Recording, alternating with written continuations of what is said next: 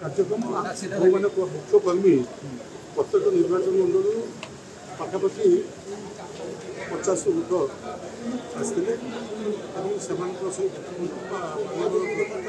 ସଭାପତି ନବୀନଙ୍କ ସହିତ କିଛି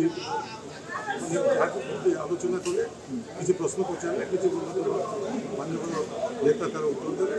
ଭୋଟ ବର୍ତ୍ତମାନ ଆମର ଯେଉଁ ଭୂମିକା ଆସିଛି ଗୋଟେ ଆମେ ଗୋଟେ ସମୟରେ ସରକାରରେ ଥିଲେ, କିନ୍ତୁ ବର୍ତ୍ତମାନ ଆମେ ବିରୋଧୀ ଦଳରେ ଅଛନ୍ତି। ବିରୋଧୀ ଦଳ ଭୂମିକା ଠିକ୍ ଭାବରେ କରିବା ଏବଂ ଆମର ଯେଉଁ ନିଷ୍ପତ୍ତି ହେଇଛି ଯେ ପଦଯାତ୍ରା କରିବା ଏବଂ ମେମ୍ବରସିପ୍ ଡ୍ରାଇଭ୍ କରିବା ଏବଂ ଦଳ ତରଫରୁ ଯେତେବେଳେ ଯାହା ନିର୍ଦ୍ଦେଶ ଯିବ ତାକୁ ଅତ୍ୟନ୍ତ ଆନ୍ତରିକ ସହିତ କାର୍ଯ୍ୟକାରୀ କରିବା, ଏହି ଭିତରେ ପ୍ରତ୍ୟେକ ନେତାଠୁ ଆରମ୍ଭ କରି ସାଧାରଣ କର୍ମୀର କାର୍ଯ୍ୟ ହେବା ଉଚିତ। ନିଜ ଭିତରେ କୌଣସି ବିଭେଦ ନ ରଖି ସମସ୍ତେ ଏକାଠି ହେଇ ଦଳକୁ ଆଗେଇ ନେବା ପାଇଁ କୁହାଉଛି ଏବଂ ବର୍ତ୍ତମାନ ଯେଉଁ ସରକାର ଆସି ସେ ସରକାର ରାଜ୍ୟର ବିକାଶ ଚାହାନ୍ତି ନାହିଁ, ସେ ରାଜ୍ୟର ଶାନ୍ତି ଚାହାନ୍ତି ନାହିଁ।